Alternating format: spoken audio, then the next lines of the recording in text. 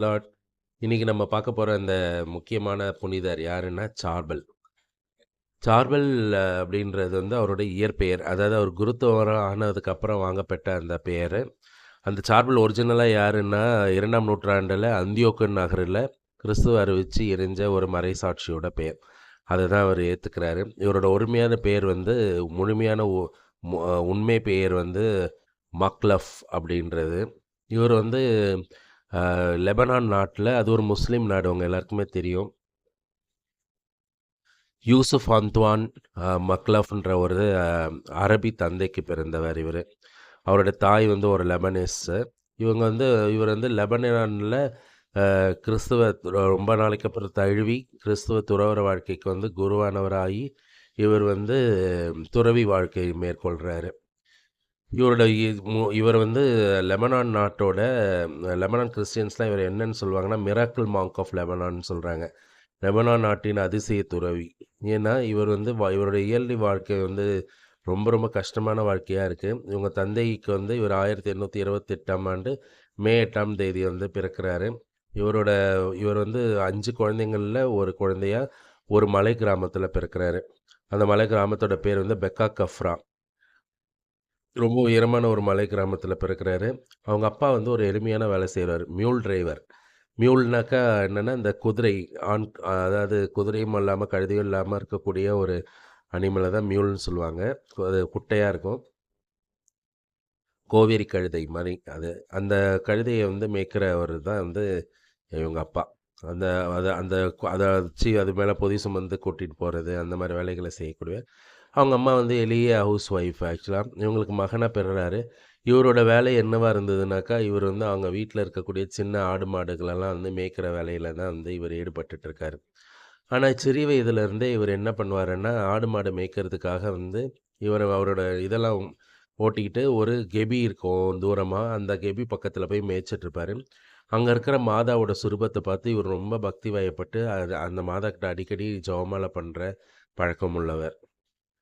நெறைய ஜெபம் பண்றவரு. மதர் மேல ரொம்ப அளவுக்கு அதிகமான அன்பு உடையவரா இருக்கிறாரு. அந்த மாரி நேரத்தில இவங்களோட 2 உறவினர்கள் வந்து அந்த பழைய காலத்து துறவற முறைகள்ல பயிற்சி பெற்றுட்ருக்காங்க. அதாவது வந்து எரமெட்டிக்கல்னு சொல்லக்கூடிய யார்கிட்டயும் பேசவே மாட்டாங்க. பேசவே பேச மாட்டாங்க.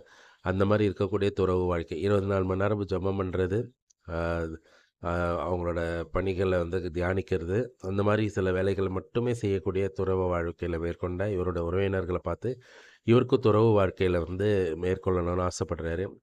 ரொம்ப முயற்சிகளுக்கு அப்புறம் அவங்க அப்பாகிட்ட வந்து பர்மிஷன் வாங்கின்னு 1851ஆம் ஆண்டு இவர் வந்து லெபனன் மார்ட்ரைட் ஆர்டர்ஸ்ன்னு ஒரு சபையில போய் ஒரு ஒரு ஒரு துறவற சபையில போய் சேர்றாரு.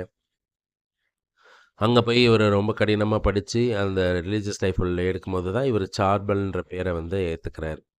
அங்க வந்து அவர் வாழ்ந்துட்டுருக்காரு. இவரோட வேலையே என்னவா இருந்ததுனாக்கா, நெறைய தியாலஜி அண்ட் ஃபிலாசபி படிச்சவரு. இவர் வந்து முஸ்லீம்களுக்கும், அங்க இருக்கிற கிறிஸ்தவர்களுக்கும், அங்க இருக்கிற துர்க்கியர்களுக்கும் ஏற்படக்கூடிய அந்த சண்டைகளுக்காக ஜெபிச்சு, அதில் வெற்றி பெற்றவர். இவரோட ஜெபத்தின் மூலம் அந்த ஜெபம் கேட்கப்பட்டு, அவங்களுக்குள்ள ஒரு சமாதானமான நிலை ஏற்பட காரணமா இருந்தவர் இவரு, ஜெபத்தின் மூலம்.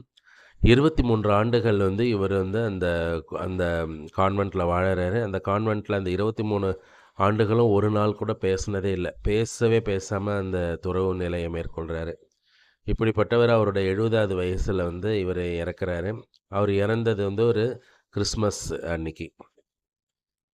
ஸோ அந்த அந்த ரொம்ப ஸ்னோ அதிகமா இருக்கக்கூடிய அந்த டைம்ல வந்து இவரு இறக்குறாரு. அந்த மானஸ்ட்ரியே வந்து ரொம்ப வெளிச்சமா ஆகுது அவர் இறந்த சமயத்துல. அங்க இருக்கிற டார்க் கிளவுட்ஸ்லாம் பிரைட் ஆகுது. அந்த அளவுக்கு ரொம்ப புனிதமா இவரு இறந்திருக்கிறாரு. இவரோட இறப்ப வந்து அ ஆண்டவர் வந்து நினைவு கூர்ற அளவுக்கு ஒரு சிச்சுவேஷன் அந்த கான்வென்ட்ல நடக்குது. அதுக்கப்புறம் இவர வந்து இவர புதைச்சுட்டாங்க. புதைச்ச இடம் வந்து இவரோட கல்லறை முழுசும் ஒரு வெளிச்சமாவே இருக்கு எப்போதுமே.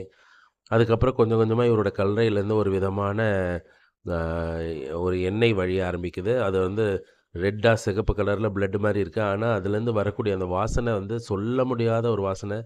அவ்வளோ அழகான வாசனை. அந்த எண்ணெய தொட்டவங்க நெறைய பேர் வந்து அவரோட நோய்களிலிருந்தும், பலவிதமான பிரச்சனைகளிலிருந்தும் வந்து விடுபடுறாங்க. அதனால இவரோட இத வந்து 1950ஆம் ஆண்டு வந்து இவரோட உடம்ப தோண்டி பார்க்குறாங்க.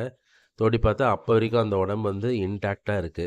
இவருக்கு வந்து புனிதர் பட்டம் வந்து குடுக்குறாங்க. இந்த புனிதர் பட்டம் குடுத்த கொஞ்ச நாளைக்கு அப்புறம், அதாவது 1977ஆம் ஆண்டுக்கு அப்புறம் இவரோட உடம்பு கொஞ்சம் கொஞ்சமா அழிய ஆரம்பிச்சுருச்சு. அந்த புனிதர் பட்டம் குடுக்குற வரைக்கும் இவர் உடம்பு வந்து அழியாம அப்படியே இருந்திருக்கு. அந்த புனிதர் உடம்புலேருந்து ஏற்பட்ட அந்த எண்ணம், நறுமண எண்ணெயால நெறைய பேர் வந்து குணமாயிருக்காங்க. அவர் கல்லறையில இன்னிக்கும் பல புதுமைகள் வந்து நடக்குது. 4 முறை ஒரு கல்லறை தோண்டி பார்க்கப்பட்டுள்ளது. 4 முறை ஒரு உடம்பு அழியாம இருந்தது. அந்த உடம்புலேருந்து ஒரு விதமான அந்த ப்ளீடிங் வந்துகிட்டே இருந்திருக்கு. இவர் உடம்புல வேர்த்து இருக்கு. நம்ம நார்மலா உயிரோட இருக்கிறவங்க உடம்பு இருக்கிற மாரியே ரொம்ப சாஃப்ட்டா இருக்கு. இறந்தவங்க உடம்பா இருந்தாலும் ஸ்டிஃப்பா ஆயிடும்னு சொல்லுவாங்க. அந்த மாரிலாம் ஆகல. அப்படிப்பட்ட ஒரு மகா பெரிய புனிதர். ஸோ இவரோட உடம்ப வந்து பாதுகாக்கப்பட்டு வந்த நிலையில, இவர் 1977 ஒரு புனிதர் பட்டம் குடுத்ததுக்கப்புறம் வந்து, இவரோட உடம்பு வந்து கொஞ்சம் கொஞ்சமா அழிய ஆரம்பிச்சது. இப்ப வந்து அவரோட எலும்புக்கூடுகள் மட்டும் பாதுகாத்துக்கு வைக்கப்பட்டுள்ளது. இவர் ஒரு மகா புனிதர். இந்த புனிதரோட இவர்கிட்ட எடுக்கிற ஜெபங்கள் வந்து நெறைய பேருக்கு வந்து பயனளித்தது. நாமளும் இதே மாரி பயன்பெறணும்னு சொல்லி முயற்சி செய்வோம். Praise the Lord. இந்த சேனல நெறைய பேருக்கு சப்ஸ்கிரைப் பண்ண சொல்லுங்க. நெறைய பேருக்கு ஷேர் பண்ணுங்க. நீங்களும் லைக் பண்ணுங்க. உங்களுக்கு உங்களோட ஃபீட்பேக்ஸ் கமெண்ட்ஸ்ல போடுங்க. Praise the Lord.